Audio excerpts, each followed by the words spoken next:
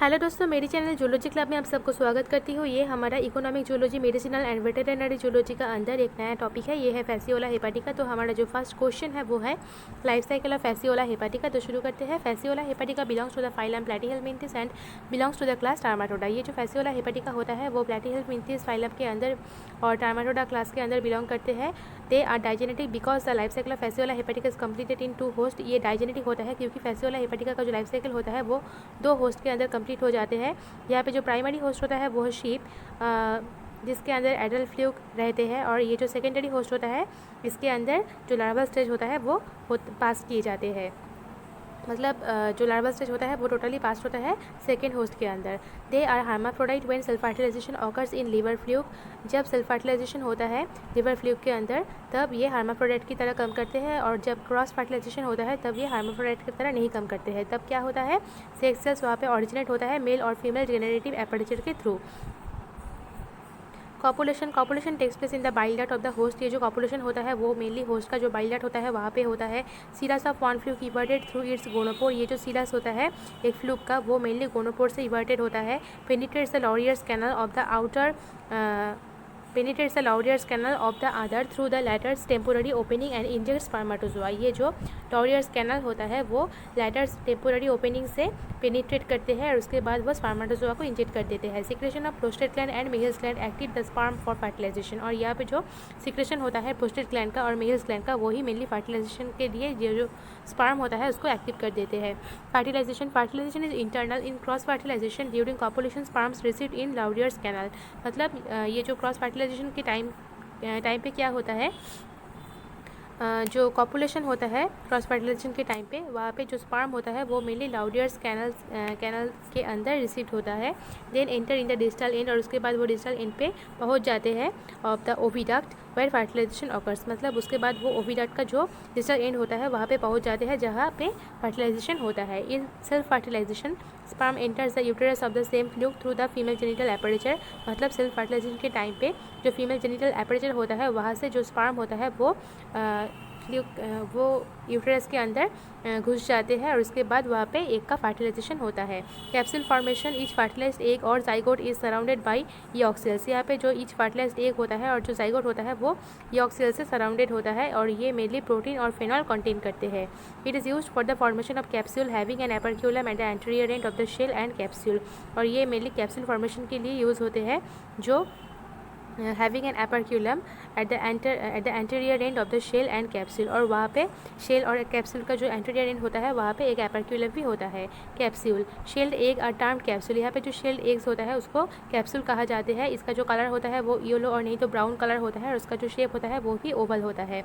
इसका जो लेंथ होता है वो 130 से 150 माइक्रोमीटर के आसपास होता है, और इसका जो वाइडनेस होता है वो 60 से 90 माइक्रोमीटर के आसपास होता है। ये जो फैसियोला हेपाटिका होता है वो मेनली इसका जो कैप्सूल्स होता है एक सिंगल फ्लूक के अंदर यूट्रस के अंदर वहाँ पे 3000 या उससे भी ज़्यादा कैप्सूल वहाँ पे पाए जाते हैं। Development, cleavage is holoblastic and unequal. ये जो क्लीवेज प्रोसेस होता है वो हॉलोब्लास्टिक होता है और वो अनइक्वल होता है। Fast division of zygote first result into unequal cells. यहाँ पे जो जाइगोट का फर्स्ट डिविजन होता है वहाँ से 2 अनइक्वल सेल वहाँ पे डिवाइड करते हैं।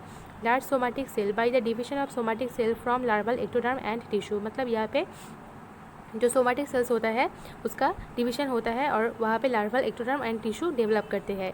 Next is small propagatory cell. Further the propagatory cell divides and form 2 daughter cell. और वहाँ पे जो प्रोपागेटरी सेल होता है वो फर्दर डेवलप करते हैं और डिवाइड करते हैं, और वहाँ पे 2 डॉटर सेल तैयार होते हैं। ये जो 1 डॉटर सेल होता है वो क्या करते हैं, लार्वा और एम्ब्रायो का जो बॉडी होता है उसको प्रोड्यूस करते हैं, और जो दूसरा डॉटर सेल होता है वो सेवरल टाइम के अंदर वहाँ पे डिवाइड करते रहते हैं, और उसके बाद वहाँ पे एक मास ऑफ जर्म सेल तैयार हो जाते हैं।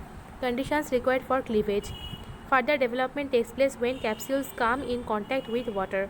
मतलब वहाँ पे फर्दर डेवलपमेंट होता है जब ये कैप्सूल वाटर के कांटेक्ट पे आ जाते हैं, और वहाँ पे जो टेम्परेचर होना चाहिए वो 22 से 25 डिग्री सेल्सियस के आसपास होना चाहिए, और जो मॉइस्चर का क्वांटिटी होता है वो 60% होना चाहिए, और जो पीएच लेवल होता है वो 6.5 होना चाहिए, उससे ज़्यादा नहीं। Miracidium larva it is the first larva stage of Fasciola hepatica. ये जो मीरासीडियम लार्वा है ये मेनली फैसियोला हेपाटिका का फास्ट लार्वा स्टेज है। During suitable condition by the action of proteolytic hatching enzyme the embryo hatch out and swim in water in 4 to 15 days. और ये जो larva होता है जब वो सुइटेबल कंडीशंस के अंदर आ जाते हैं तब जो प्रोटीयोलाइटिक हैचिंग एंजाइम होता है उससे ये जो लार्वा होता है वो हैच आउट करते हैं और उसके बाद वो स्विम करना शुरू कर देते हैं 4 से 15 दिन के बाद। It having a non-ciliated apical papilla, eye spot, penetration gland, flame cell, cilia and germ cell also present on the posterior part of the body। इसका जो posterior part of the body होता है वहाँ पे mainly ciliated apical papilla, eye spot, penetration gland, flame cell, cilia और उसके साथ साथ germ cell पाए जाते हैं। Physiology of Miracidium larva, it is minute, it is oval, it is elongated, it is a free swimming larva and does not take food। मतलब ये बहुत माइन्यूट शेप का होता है, इसका जो शेप होता है वो ओवल होता है, ये इलोंगेटेड होता है और ये एक फ्री स्विमिंग लार्वा होता है और वो कोई खाना नहीं खाते हैं। दे पेनिट्रेट एनी ऑब्जेक्ट, ये कोई भी ऑब्जेक्ट को पेनिट्रेट कर सकते हैं, लेकिन ये जो पेनिट्रेशन प्रोसेस है वो तब ही सक्सीड होता है जब ये कोई स्पेसिफिक इंटरमीडिएट होस्ट मतलब स्नेल के अंदर बॉडी के अंदर पेनिट्रेशन करते हैं तब। It soon makes a way into digestive gland of the snail और इसके बाद ये जो मीरासीडियम लार्वा होता है वो स्नेल का जो डाइजेस्टिव ग्लैंड होता है वहाँ पे एक पेनिट्रेशन कर देते हैं और उसके बाद वहाँ पे घुस जाते हैं। Then undergoes various changes for 14 days और उसके बाद 14 डेज के लिए वहाँ पे वेरियस चेंजेस के लिए वो माउल्टिंग करना शुरू कर देते हैं। Finally form the second larva stage is sporocyst larva और उसके बाद वहाँ पे जो लार्वा का सेकेंड स्टेज होता है मतलब स्पोरोसिस लार्वा वहाँ पे तैयार हो जाते हैं। यहाँ पे मीरासीडियम लार्वा का पिक्चर दिया हुआ है, आप चाहे तो इस पिक्चर का स्क्रीनशॉट ले लीजिए, ये एक बहुत इंपॉर्टेंट टॉपिक है। नेक्स्ट है sporocyst larva. It is looking like an elongated sac about 0.7 millimetre long. ये एक इलोंगेटेड सैक लाइक स्ट्रक्चर है जिसका जो लेंथ होता है वो 0.7 मिलीमीटर के आसपास होता है। Its body wall is similar with the miracidium larva except the ciliated epidermis. इसका जो बॉडी वॉल होता है वो मीरासीडियम लार्वा की तरह ही होता है except ciliated epidermis and is replaced by a thin cuticle after penetration और उसके बाद वहाँ पे एक थिन क्यूटिकल रिप्लेस्ड होता है पेनिट्रेशन के बाद। Glands, brain, nervous tissue, eye spot and apical papilla of miracidium degenerate and disappear in sporocyst. ये जो मीरासीडियम के अंदर जो ग्लैंड्स होता है, जो ब्रेन होता है, जो नर्व टिश्यू, जो आई स्पॉट, जो एपिकल पैपिला होता है वो कम्प्लीटली डिजेनरेट हो जाते हैं और डिसअपियर हो जाते हैं स्पोरोसिस कंडीशन पे। In addition the sporocyst contains germ balls and germ cells और ये जो स्पोरोसिस्ट लार्वा होता है वो मेनली जर्म बॉल और उसके साथ साथ जर्म सेल्स कंटेन करते हैं। It moves in the tissue of the host and absconding nutrition from it और ये जो जर्म बॉल और जर्म सेल होता है मतलब ये जो स्पोरोसिस्ट लार्वा होता है वो मेनली होस्ट का जो टिश्यू होता है वहाँ पे मूव करते हैं और वहाँ से न्यूट्रिशन एब्सकॉन्ड करते हैं।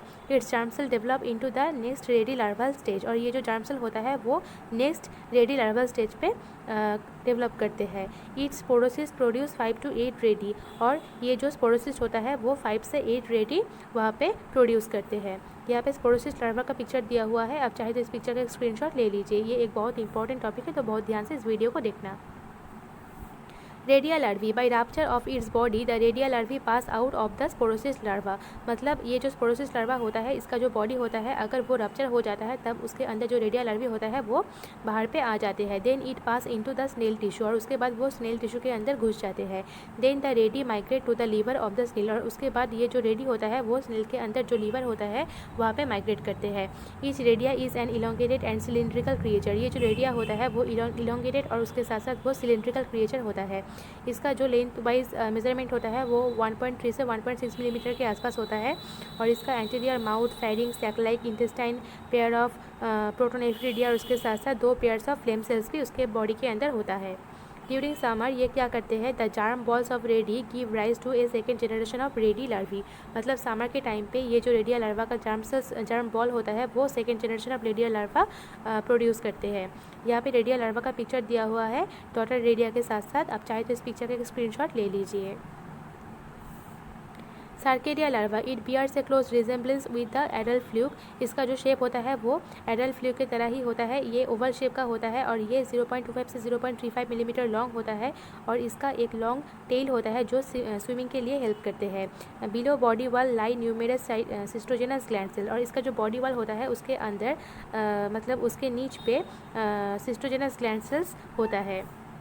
It secret cyst for the next larva और ये क्या करते हैं नेक्स्ट लार्वा स्टेज के लिए सीस्ट सीक्रेट करते हैं। Mature cercaria makes its way through the host tissue, और ये जो मैच्योर सर्विडिया होता है वो होस्ट टिश्यू से इसका जो वे होता है वो तैयार करते हैं। Often migrate to its pulmonary sac, और उसके बाद वो पाल्मोनरी सैक के अंदर माइग्रेट करते हैं and form their escape to the surrounding water, और उसके बाद वो सराउंडिंग वाटर पे एस्केप करते हैं।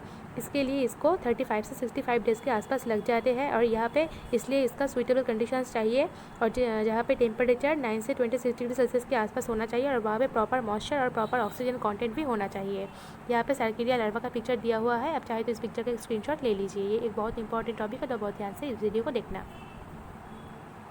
मेटासर्किलिया larva after 2 to 3 days the free swimming cercaria larva loses its tail, मतलब 2 से 3 दिन बाद ये जो मेटासर्किलिया लार्वा होता है वो इसका जो लॉन्ग टेल होता है उसको लॉस कर देते हैं, मतलब खो देते हैं। Then undergoes encystment on same aquatic plant, और उसके बाद वो सेम एक्वाटिक प्लांट पे इंसिस्टमेंट के लिए अंडरगो कर जाते हैं। देन बिकम्स मेटासर्किलिया लार्वा, और उसके बाद वो मेटासर्किलिया लार्वा पे तैयार हो जाते हैं, मतलब कन्वर्ट हो जाते हैं। इसका जो शेप होता है वो राउंडेड होता है, इसका जो डायमीटर होता है वो 0.2 मिलीमीटर के आसपास होता है, और ये इसका जो नाम है वो मेटासर्किलिया लार्वा के साथ साथ इसको मेरिटा भी कहा जाते हैं।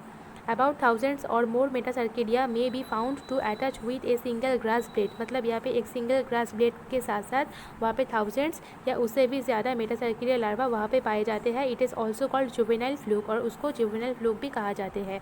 यहाँ पे मेटासर्किलिया लार्वा का पिक्चर दिया हुआ है, आप चाहे तो इस पिक्चर का स्क्रीनशॉट ले लीजिए। ये एक बहुत इंपॉर्टेंट टॉपिक है, तो बहुत ध्यान से इस वीडियो को देखना।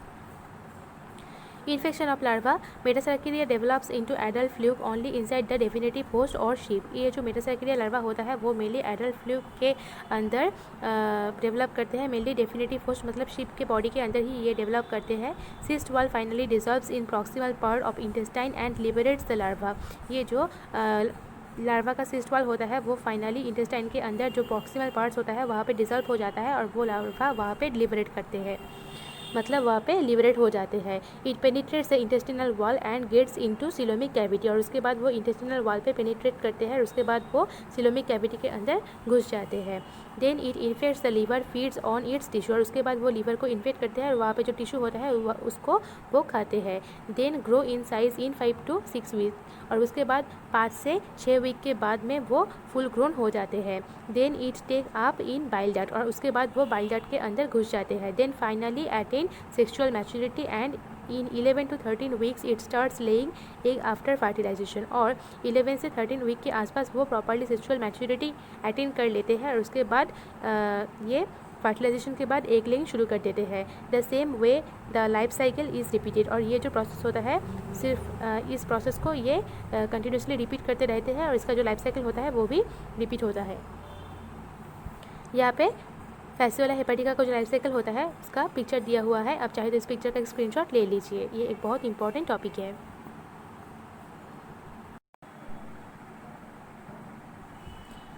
ये हमारा नेक्स्ट क्वेश्चन है, व्हाट इज़ मिरासीडियम लार्वा। तो शुरू करते हैं। It is the first larva stage of Fasciola hepatica. ये फैसियोला हेपेटिका का एक फास्ट लार्वा स्टेज है। Fasciola hepatica belongs to the phylum Platyhelminthes and belongs to the class Trematoda. They are digenetic. ये जो फैसियोला हेपेटिका होता है वो प्लैटीहेलमिंथिस phylum से बिलोंग करते हैं और टर्माटोटा क्लास से बिलोंग करते हैं, और ये डाइजेनेटिक होते हैं। Sometimes they are hermaphrodite when self fertilisation occurs. जब यहाँ पे सेल्फ फर्टिलाइजेशन होता है तब वो हार्माफ्रोडाइट की तरह काम करते हैं, और ये हार्माफ्रोडाइट की तरह एक्ट नहीं करते हैं जब वहाँ पे क्रॉस फर्टिलाइजेशन होता है। By the process of copulation, fertilization, capsule formation, cleavage and embryonic development forms the 2 unequal cells. यहाँ पे जो कॉपुलेशन होता है, जो फर्टिलाइजेशन होता है, जो कैप्सूल फॉर्मेशन होता है, जो क्लीवेज होता है और जो एम्ब्रायनिक डेवलपमेंट होता है, उसके बाद वहाँ पे 2 अनइक्वल सेल फॉर्म होते हैं। एक है स्मॉल प्रोपागेटरी सेल और एक है लार्ज सोमैटिक सेल। तो ये जो स्मॉल प्रोपागेटरी सेल होता है वो क्या होता है, वो डिवाइड करते हैं, और उसके बाद यहाँ पे 2 डॉटर सेल तैयार होते हैं, और देन फर्दर डेवलपमेंट स्टार्ट, और उसके बाद उसका फर्दर डेवलपमेंट शुरू हो जाते हैं जब वो कैप्सूल वाटर के कंटेक्ट पे आ जाते हैं तब, और वहाँ पे जो टेम्परेचर होता है वाटर का वो 22 से 25 डिग्री सेल्सियस होना चाहिए, और उसका जो मॉइस्चर क्वांटिटी होता है वो 60% होना चाहिए, और जो pH लेवल होता है वो 6.5 होना चाहिए, और उसके बाद वो जो फाइनली मिरासीडियम लार्वा होता है वो वहाँ पे तैयार हो जाते हैं। During suitable condition by the action of proteolytic hatching enzyme the embryo hatch out. और सुइटेबल कंडीशन के अंदर ये जो प्रोटियोलाइटिक हैचिंग एंजाइम होता है उसके जो एक्शन होता है उससे ये जो एम्ब्रायो होता है वो हैच आउट करते हैं। Then the embryo swim in water for 4 to 15 days. और उसके बाद ये जो एम्ब्रायो होता है वो 4 से 15 डेज़ के अंदर 15 डेज़ के बाद ही वाटर के अंदर स्विम करना शुरू कर देते हैं। It having a non ciliated conical apical papilla. उसके बाद eye spot, penetration gland, flame cell, cilia and also germ cell are present at the posterior part of the body. मतलब इसका जो posterior part of the body होता है वहाँ पे non ciliated conical apical papilla, उसके बाद eye spot, penetration gland, flame cell, cilia और उसके साथ साथ जर्म सेल भी वहाँ पे प्रेजेंट होते हैं। फिजियोलॉजी ऑफ मिरासीडियम लार्वा, इसका जो बॉडी का शेप होता है वो बहुत ही माइन्यूट होता है, वो ओवल शेप का होता है, वो इलोंगेटेड होता है, वो एक फ्री स्विमिंग लार्वा है, वो कुछ फूड नहीं खाते हैं और ये क्या करते हैं वो एनी टाइप ऑफ ऑब्जेक्ट को पेनिट्रेट कर सकते हैं। लेकिन अगर ये प्रॉपरली इसका जो पेनिट्रेशन होता है वो तभी सक्सेसफुल होता है जब ये एक इंटरमीडिएट होस्ट मतलब एक स्नेल को प्रॉपरली पेनिट्रेट करते हैं तब। अगर ये कोई स्पेसिफिक इंटरमीडिएट होस्ट को पेनिट्रेट नहीं कर सकते हैं तो 24 आवर्स बाद, हैचिंग का 24 आवर्स बाद इसका डेथ हो जाते हैं। It soon makes a way into the digestive gland of the snail. और उसके बाद वो स्नेल का जो डाइजेस्टिव ग्लैंड होता है वहाँ पे एक वे फॉर्म कर देते हैं और उसके बाद वो 14 डेज़ के बाद वेरियस चेंज के अंदर अंडरगोस करते हैं।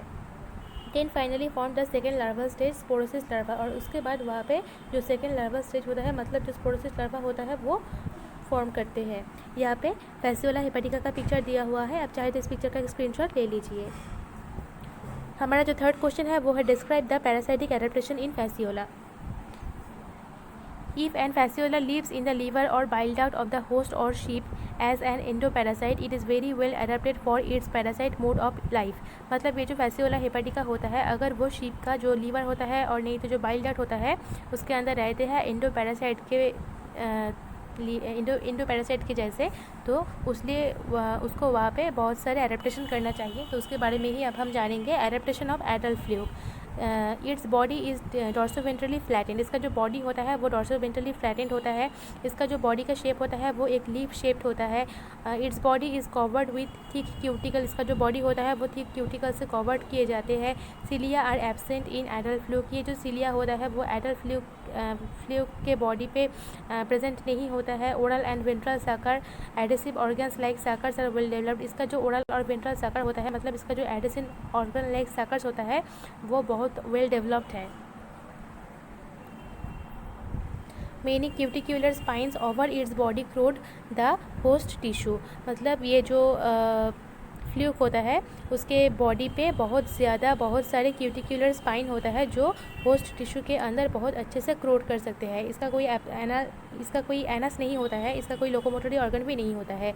इसका जो एक्सक्रीटरी सिस्टम होता है उसका जो अरेंजमेंट होता है वो बहुत कॉम्प्लिकेटेड है।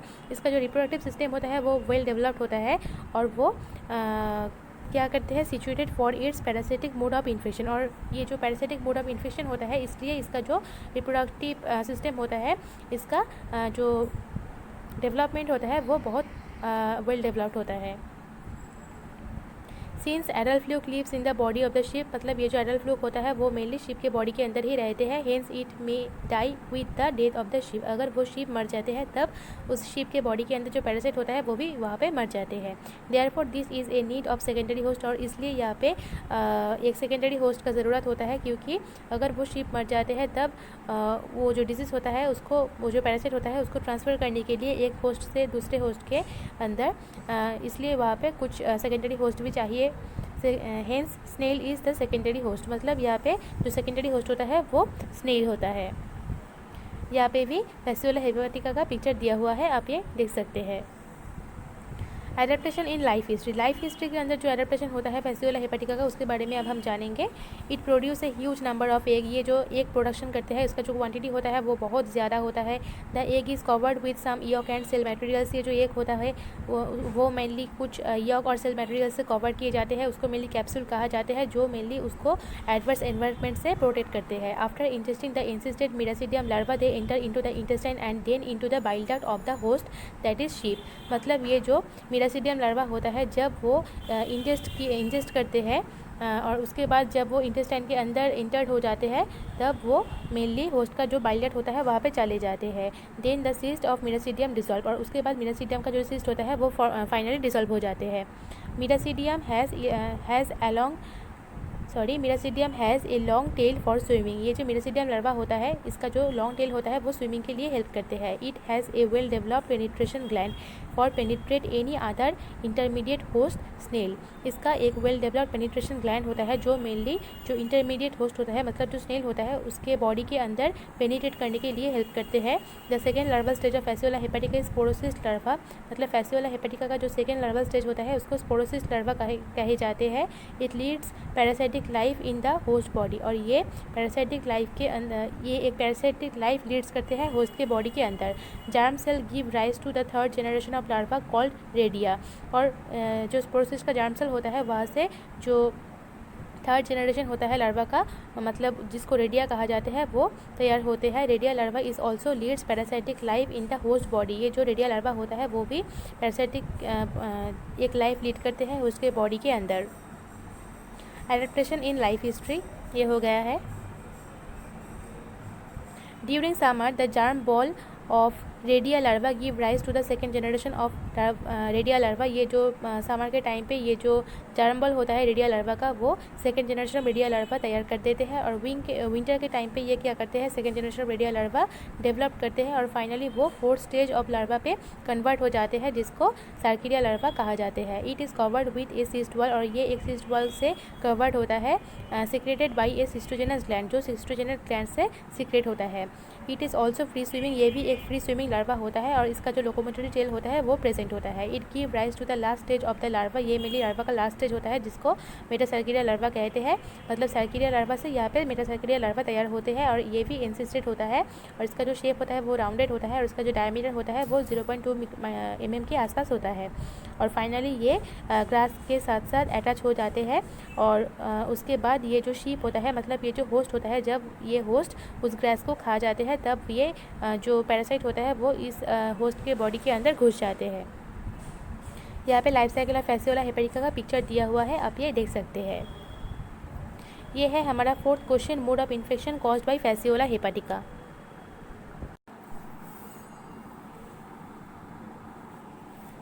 The course of fascioliasis in human has 4 main phases, मतलब ये जो फैसिलियोसिस का कोर्स होता है ह्यूमन्स के अंदर उसका 4 मेन फेज होता है। First is incubation phase, from the injection of metacercaria to the appearance of the first symptom, time period few days to 3 months depends on number of ingested metacercaria and immune system immune status of the host. मतलब ये जो मेटासार्कीडिया larva होता है वो human के body के अंदर घुस जाने के बाद उससे 3 महीने के बीच में ही उसका जो सिम्टम्स होता है वो अपीयरेंस करना शुरू कर देते हैं और वो डिपेंड करते हैं कि कितना अमाउंट का मेटासार्कीडिया लार्वा उस होस्ट के बॉडी के अंदर घुस गया और उसके साथ साथ उस होस्ट का मतलब उस ह्यूमन का जो इम्यून सिस्टम होता है जो इम्यूनिटी पावर होता है उसके ऊपर भी ये डिपेंड करते हैं।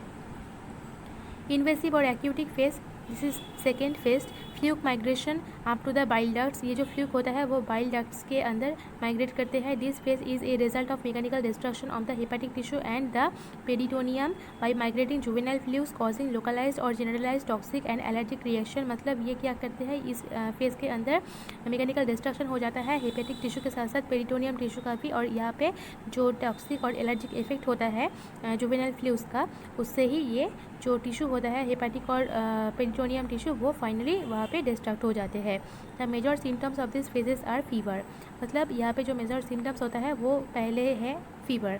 यहाँ पे जो डिजीज्ड मैन होता है मतलब जो डिजीज्ड होस्ट होता है उसका फीवर आ जाते हैं और उसका जो टेम्परेचर होता है वो 40 से 42 डिग्री सेल्सियस और नहीं तो 104 से 108 डिग्री फ़ारेनहाइट टेम्परेचर के आसपास उसका बॉडी टेम्परेचर हो जाता है। उसका एब्डोमिनल पेन होता है, उसका गैस्ट्रोइंटेस्टिनल डिस्टर्बेंस शुरू हो जाते हैं, लॉस ऑफ एपेटाइट, उसके साथ साथ नाउसिया और डायरिया भी होता है, आर्टिकेरिया भी होता है। कुछ रेस्पिरेटरी सिम्टम्स भी यहाँ पे होता है जो वेरी रेयर है, मतलब कॉफ, चेस्ट पेन, हेमोप्टिसिस भी हो सकते हैं, हेपाटोमेगाली और स्प्लीनोमेगाली भी हो सकते हैं, एसाइड्स, एनीमिया और जॉन्डिस भी होता है। Latent phase, this phase can last for months और ईयर्स, ये जो लैटेंट फेज होता है वो कुछ महीना से 1 साल के आसपास भी होता रहता है। The proportion of asymptomatic subjects in this phase is unknown, they are often discovered during family screening after a patient is diagnose. मतलब अगर एक फैमिली के अंदर एक पेशेंट को प्रॉपर्ली डायग्नोज किए जाते हैं, उसके बाद उस फैमिली का हर पेशेंट को ही वहाँ पे चेकअप किए जाते हैं क्या वो जो फैमिली मेम्बर होता है वो इस डिजीज़ से इन्फेक्टेड हुआ या नहीं। क्रोनिक और ऑब्स्ट्रक्टिव फेज, दिस फेज में डेवलप मंथ्स और ईयर्स आफ्टर इनिशियल इन्फेक्शन। मतलब इनिशियल इन्फेक्शन होने के बाद ये कुछ मंथ से 1 साल के आसपास ये जो फेज होता है वो डेवलप होता रहता है। Adult flu in the bile ducts cause inflammation and hyperplasia of the epithelium. ये जो एडल्ट फ्लू होता है जो मेनली बाइल डक्ट के अंदर रहते हैं वो मेनली एपिथेलियम के अंदर इन्फ्लेमेशन और हाइपरप्लासिया ये जो सिम्टम्स होता है उसको शुरू कर देते हैं। The resulting cholangitis and cholecystitis combined with a large body of the fluids are sufficient to cause mechanical obstruction of the biliary duct. In this phase, biliary colic, epigastric pain, fatty food intolerance, nausea, jaundice, pruritus, right upper quadrant, abdominal tenders, etc. are clinical manifestation indistinguishable from cholangitis, cholecystitis and cholelithiasis of other origins. Hepatic enlargement may be associated with an enlarged spleen or acids. मतलब यहाँ पे hepatic enlargement भी होता है spleen enlargement के साथ साथ। ये हमारा 5th नंबर क्वेश्चन है। Prophylaxis and treatment of the disease caused by Fasciola hepatica. Several drugs are effective for fascioliasis both in humans and in domesticate animals. मतलब यहाँ पे ह्यूमन के साथ साथ जो डोमेस्टिकेट एनिमल्स होता है उसके ट्रीटमेंट के लिए ही यहाँ पे कुछ सेवरल ड्रग्स फैसिलियोसिस डिजीज़ के लिए तैयार किए जाए हैं जो बहुत इफेक्टिव भी होता है।